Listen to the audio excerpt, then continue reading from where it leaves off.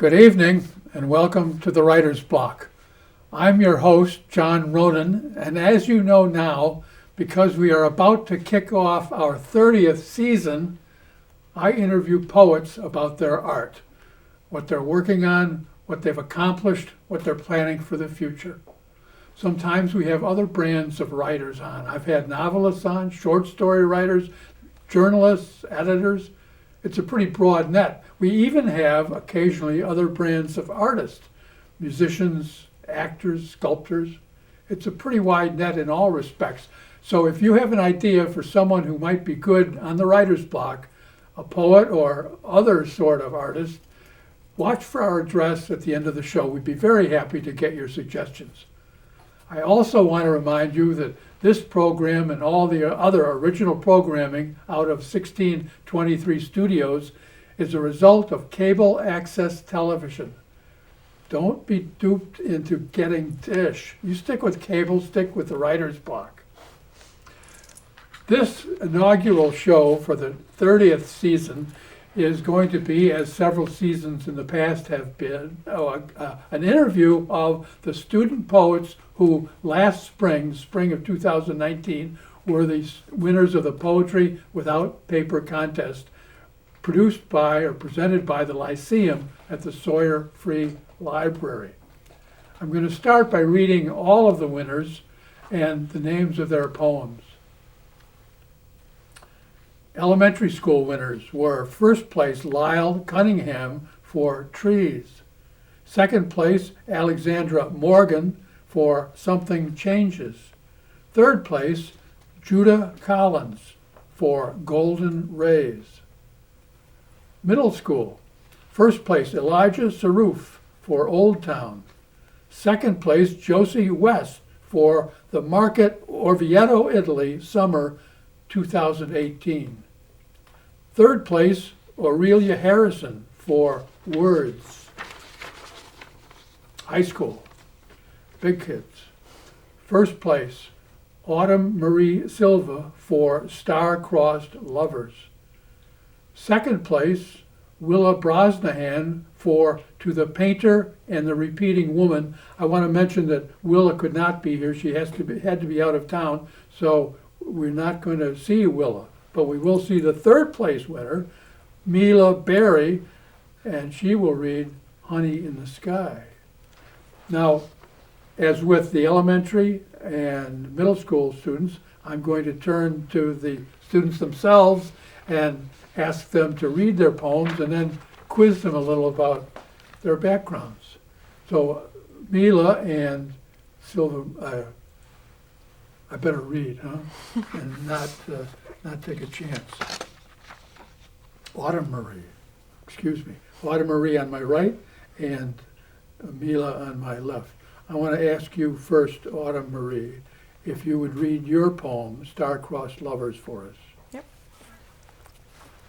Star-Crossed Lovers. O fate, cruel, vexatious fate, thy threads of barbed wire string us together like gnats to a spider's web. O love, sickly sweet, dripping down my throat from a golden goblet, its rim dipped in sugary poison, burns mine lips, but still I sip again. And when the goblet is emptied, what do I find? But a spider? Nay, not a spider, but its web. Fingers down my throat, I retch up this silvery twine, but too late I see, for the blood that follows stains my milky fingers, saints' palms. Too quickly did I gulp this intoxicating elixir, but would the spider not have lain in wait, no matter how slowly I sipped? Was this some consequence yet hanging in the stars that I was too blind to see? And more importantly, would seeing this consequence have done a thing to stop my thirsty lips from suckling thy poisoned breast, O Aphrodite? Thank you. Let's give her a hand. I didn't mention earlier that we have a live audience with many of the family members and friends of the poets, and they're going to be applauding as we move. I want to mention the second place winner, who is not here, Willa Brosnahan again. Her poem, To the Painter and the Repeating Woman, is on the Gloucester Poet Laureate website if you want to see that poem. Mila Berry is next, and her poem, Honey in the Sky, was very popular at the, I think you got a big round of applause at the library. Would you read that for us again? Sure. Honey in the Sky. The sun split sky at dawn today. Some angry altercation sent this soaring crack to sever stratosphere. Up there the air was cold and sharp, but honey leaked from some far-off place in outer space, and fell so slow, hit the early faces of May buttercups and splashed upon the asphalt. Sit, in sticky puddles, sluggish, sweet, invite the bumblebees and the bluesing birds and the people, oh so many people, with those all too eager fingers, hungry for familiar comfort in that stagnant pond. Thank you very much. I have a couple questions. I'll start with you, Mila. How did you get interested in poetry?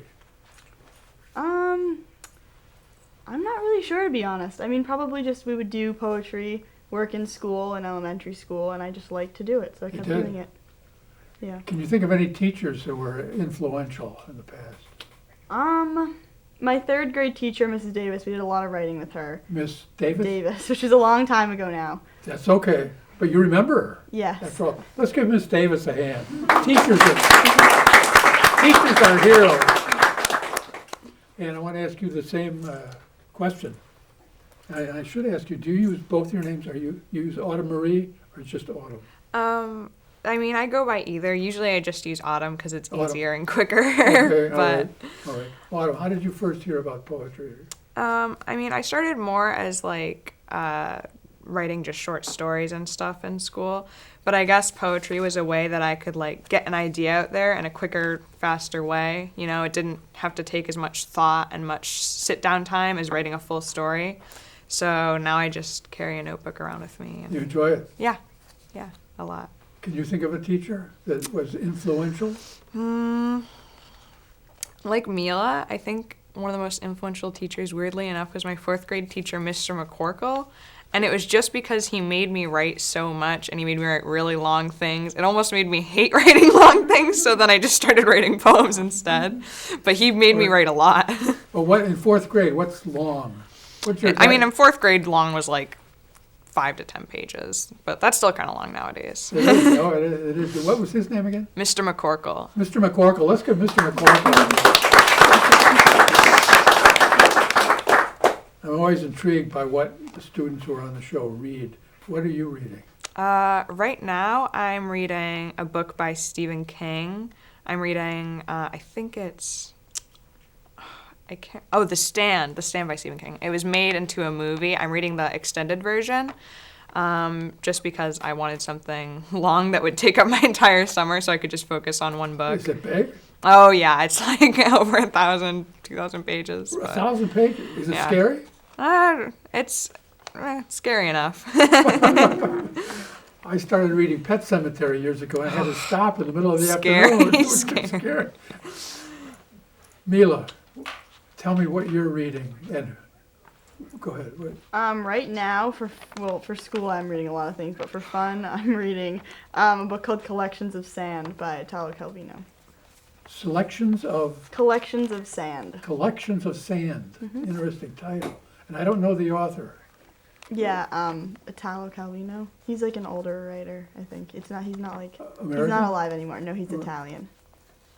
So in translation, Yes, in translation. unless you're reading Italian. No, I'm not reading it in Italian. I'm reading it in English. Do you ever watch TV aside from the writer's block? I know you don't. Do you ever watch television or other, Netflix or other Yeah, sure. platforms? Yeah. What do you like? I like cooking shows. I like the Great British Baking Show. That's my favorite. Really? Yeah. You mentioned that to me once before. Yeah, it hasn't changed recently. Yeah, It's been wow. that way for quite a while. Autumn, do you watch television? Yeah, here and there. I'm more of a movie type of person. Oh yeah. What's a favorite movie? I just recently went and saw Tarantino's new movie, Once Upon a Time in Hollywood. That was pretty good. I like all his movies. Yeah. Yeah. It's got pretty strange reviews. I mean, Oh, yeah. People like Mixed them, reviews. but Mixed yeah, reviews. that's the nice phrase. Mixed reviews. Yeah. But he's a talented guy. Yeah. He said it's his last movie. I think so, yeah. Yeah. Yeah. I wonder, somebody's going to wave a lot of money in front Yeah. That's not going to be his last movie. I want to thank you both for being on the Writer's Block. and for writing and loving poetry, and congratulations again for being winners on the Poetry Without Paper contest. Thank you. Thank you so Thank you. much. Now, if you would go back to join your families, I'm going to invite the middle school students up. And they are Elijah Saroof, Josie West, and Aurelia Harrison. And Elijah, will you sit on my left? I want to get a pattern here. And then Josie, would you sit? You are there. Okay. And then Aurelia there. Okay. Congratulations again. I'm going to ask you all first to read your poems for us, if you would. Elijah, Old Town, please. Yeah, okay. Old Town. Great stone walls surround the metropolis of ancient times, encompassing a limestone mountain range, its gray piers jutting into the rich ambrosial sea of impossibly clear turquoise. Smelling of ancient innovation and tasting of candied orange rinds, the city's dark alleys lead into the maze of old houses, meandering endlessly through secret markets. Restaurants beckon weary travelers. Come eat here, Molim. Cafes wafting fragrances of Belek and opulent teas. Prosperous palaces perched precariously on slopes that climb high over the city, like a wave about to crash. Chapels lined with statues foretell of archaic religions and mysterious gods. A massive clock tower spire rises above the orange-tiled roofs and calls boastfully of its knowledge. Yet with all the history of unresolved wars, cruel battles, and forgotten warriors, in all the commotion of seaport revolution, this is a quaint, loved town that stands still as the world moves on. The town is a painted town, lasting only in fond memories and cheap postcards. Thank you very much. Ancient innovation, very nice phrase. I like that especially.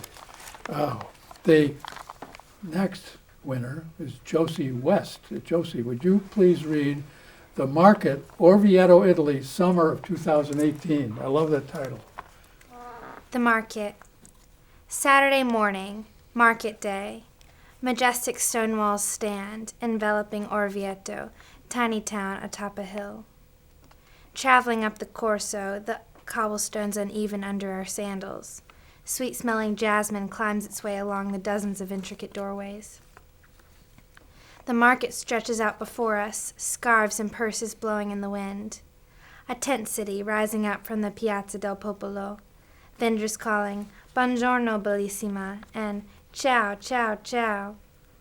The candied fruit stand. Rows of brightly colored fruits, sweetly sugared strawberries, slightly tangy apricots. Nocciolo tostate, per favore e grazie. The cheese truck. Through the glass, giant wheels of red rind Parmigiano, jagged hunks of salty pecorino. Mozzarella di bufala, per favore e grazie. Crates piled high with nectarines, white peaches, plums, lemons, cherries, tomatoes, zucchini blossoms, carrots, and eggplant. Il tutto, per favore e grazie. Back to the Corso towards home. Scent of buttery croissants beckons us to make one last stop. Montanucci's. Cool silver tins carry thick clouds of gelato. Uno cono piccolo, limone e fragola. Sharp and sweet. Thank you very much. When will you know the other? Last summer. Third winner is Aurelia Harrison with a really appropriate title for this show, Words. For the record, I did not know the theme for the middle school poetry this year was European towns, so mine does not follow this trend. I am from words, my escape, my passion, my first love. I am from language, sentences weaving together in an intricate web. I am from stories, my dearest friends, stored in yellowed pages. I am from conversation, banter and whip as sharp as needles. Honesty and lies, compassion and coldness. I am from words. I was raised by them, hurt by them, loved by them, and I will die with them. Very, very nice.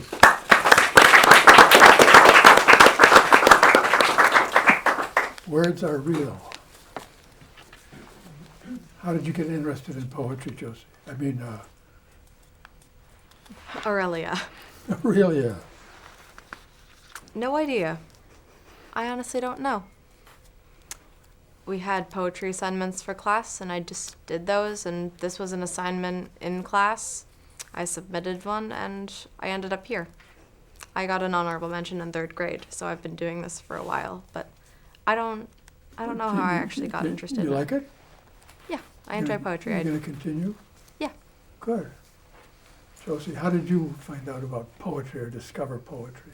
Well, so in April for Poetry Month at my elementary school, we would, if you wrote an original poem, you got to read it over the loudspeakers, and I always thought that was very fun. And so I always wrote a poem. And then last year, the reading assistant at our school encouraged me to submit it to the contest. And how did you find out about poetry? I've asked you this before. Yeah, I mean, mostly from school doing poetry, and I really like writing song lyrics, but I'm not great at making music to back up the song lyrics, so I just sort of settle with this. Well, you got to hook up with somebody who does the music, and then you do the lyrics, and you could go to Broadway. Give me a teacher who was an influence on you. Well, when we started writing poetry in 2nd grade, one of the teachers that inspired me was my teacher, Miss Cunningham, who really pushed all of us to work on poetry. Let's hear it for Miss Cunningham. And Josie, the teacher. Well, I would say definitely my 4th grade teacher, because she would give us time in the middle of the day to just write whatever we wanted to, and I really liked that. And who was the 4th grade teacher? Miss Gracia. Chris Scotty. And Aurelia, give me a teacher. My 5th grade teacher, Miss Parkhurst, she would set us down with pencils and paper and just let us write for a while, and I always asked her for help and critique on my pieces, and it was helpful. And her name again? Miss Parkhurst. Parkhurst. Now some art questions. What are you reading, Aurelia? A little bit of everything. I'm never reading less than 3 books at a time because that's the kind of person I am. But I like fantasy. I'm reading a series called The Mortal Instruments by Cassandra Clare, and they're very good. She's an American writer? Mm-hmm. Did you read all of Harry Potter? Yes. I read it all in the 4th grade and during free reading Every time. single book? I'm a very fast reader, so it didn't take You'd have to be, otherwise you'd still be reading them. I think they're all about that thick, aren't they? Yeah. Everyone? It didn't take me longer than a week to finish each one, though. That's why I need multiple books at a time, because otherwise I'll just rush through all of Have them. you seen all the movies? Yep. How many times? Harry Potter honestly wasn't my favorite of the fantasy novels, so I've only seen each one about once or twice. About how many times? Once or twice. Once or twice. Josie, what are you reading? Right now, I'm reading The Parker Inheritance by Varian Johnson, and I like fantasy, but I really just read whatever is on the new shelf at the library. On the new shelf? Do they rotate books for different age groups? Not really. I guess it's still in the children's section, but I haven't read all the books there, so why leave? It's a good attitude. What's next? Do you remember? Or do you remember seeing what's... I don't know gonna what's be next. But, I mean, there's always something new there. Yeah, okay. So you can't predict. You're surprised. Elijah, what are you reading? I just finished reading a book called 6 of Crows, and... What, 6 6 of Crows? Crows. Yeah, and it's a duology. Is that what the word is? I don't know. Duology? Yeah? D-U-O? Means 2 books? Oh, well, I guess. Is that what it means? 2 books in the series? I think so. Yeah. Probably. And it was really good. Yeah. Yeah. It took me a very long time because I'm a slow reader. What else are you reading? I read a book for school called The Boy Who Harnessed the Wind, and that was really good. I enjoyed that a lot. Now, I know you all watch the writer's block, but what else do you watch if you're going to watch something on a screen, either laptop or television or wherever? A lot of things. I'm in the middle of watching a show called Good Omens, and I also like Stranger Things because Good Omen sounds ominous. it's actually really funny because it's pretty much a devil and an angel trying to work together. Which doesn't work. Doesn't work. Yeah. That's a good theme. Josie, what do you watch? I don't watch a lot of television, but my family, we all watch the Great British Baking Show together. Yeah, do you like it? Yeah. Aren't they cruel? Aren't those judges cruel? I also like how they're all nice to each other. What was that? All of the contestants, they're nice to each other. Oh, the contestants are. Mm-hmm. I watch a few minutes of that often because it's for a mystery that I like. And I see the judging often of one individual's last, and gee, I feel terrible for them. And I'm sure the thing that they made is the best dessert you've ever had, but something's wrong. What do you watch, Aurelia? Sort of a mix of things. I like shows like Parks and Recreation and The Office, but because I'm truly a child at heart, I do like cartoons. Like there's this show Steven Universe that I watch quite a lot of. Are you a Simpsons fan? No, it's more like I'm still deep into Cartoon Network because I like shows about fantasy children with powers because it's fun. That's pretty the extent of what I watch. Good. Well, thank you very much, all three of the middle school winners. Nice to see you on the show. Thank you. I'm going to invite now the elementary winners. If you would please come up. Lyle Cunningham, Alexandra Morgan, and did Judah Collins come in? Would somebody go in the hall and just see if Judah Collins might be out there? Judah Collins is one of the elementary school winners who was going to be here but hasn't arrived, and I'm afraid we might not get him on. But we do have Lyle Cunningham and Alexandra Morgan. And I want to thank you both for being on. Lyle, would you read your winning poem, Trees? Trees.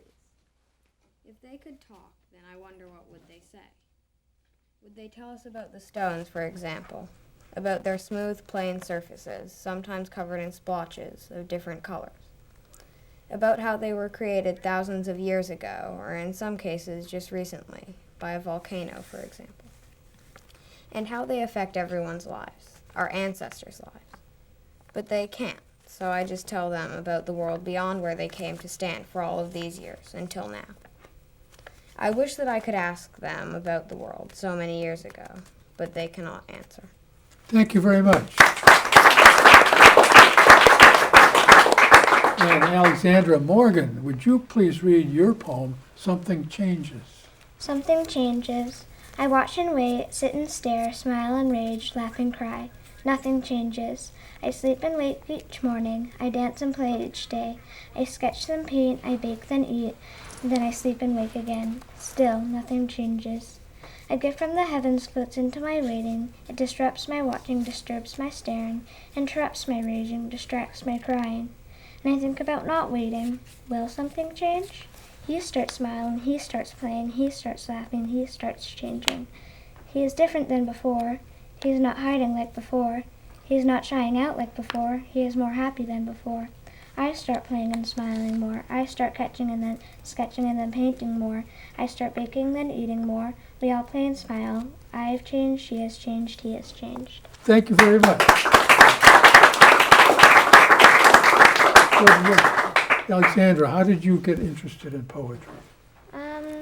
Well, my teacher inspired me.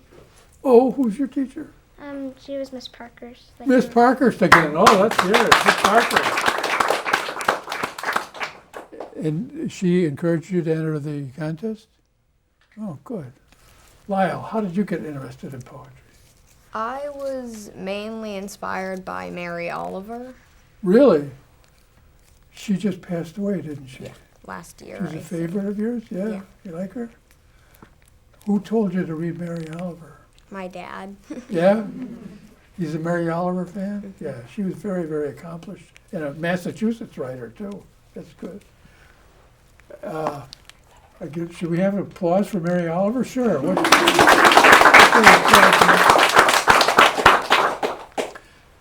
What do you read? Right now, I am reading a book by Roland Smith. It's called The Captain's Dog. It's about the Lewis and Clark expedition, but from the point of view of their dog, What's the dog's name? Seaman. Nemus? Seaman. Demon. Seaman. Spell it. Seaman. Okay, I got it. Is he got a good sense of humor, this dog? And he makes it the whole way? What, 1,500 miles, 2,000 miles? Oh. And what are you reading, Miss Morgan? I'm reading the Percy Jackson series and Peter and the Starcatchers. Tell me about the Peter Jackson series. It's about a half-blood, which is basically, so his dad is a god and his mom is a human. So, yeah, and he goes Just to... a typical neighborhood family, huh? Yeah, you enjoy that? Yeah. If you ever watch TV, aside from the writer's block, what do you watch? I really like watching Marvel movies with my family. Yeah? They like them too? You all watch them together? Mm-hmm. Popcorn? I'm Sometimes. not allowed to have popcorn. Anything else do you watch? I like to watch, fantasy shows. Give me an example of one. There are a lot of shows like that. Do you see all the Harry Potter movies? Yeah, You like that? and I read all the books too. I don't like Yeah. the movies though. No? I don't like No. the movies, but I like the book. Huh. I've heard people say the opposite. That's interesting. Most of the people I talk to love the movies. What do you watch if you watch TV, Lyle? Mostly cooking shows. Cooking shows? Man, there's a lot of cooking fans. Do you watch the Great British Cooking Yes. Show? Yeah? Do you think those judges are mean? Yeah. Is that why you watch it? No. Do you feel sorry for the contestants? Sometimes. Yeah, I do all the time whenever I catch it. What are you going to do next in terms of writing? Do you have any plans, Lyle? No, not really. No? More poetry? Next year you're going to enter the contest again? Yes. What about you, Alexander? Yeah? You'll be right back here next year, maybe? Yeah. Good, I hope so. Thank you very much. I want you to stay right there. I'm going to close the show and talk to the camera for a minute. That concludes our interviews with the Poetry Without Paper winners for 2019, with two exceptions. One winner was away and one didn't make it to the taping today, I'm very sad to say. But it has been a very, very happy event, my happiest show of the year, because we have a live audience and we have these wonderful students who are concerned and interested in poetry. If the writer's block has done its job, then it's been a success. Thanks for being with us, and I hope to see you again next week on the writer's block. Good night. Oh, we could applaud. We could applaud.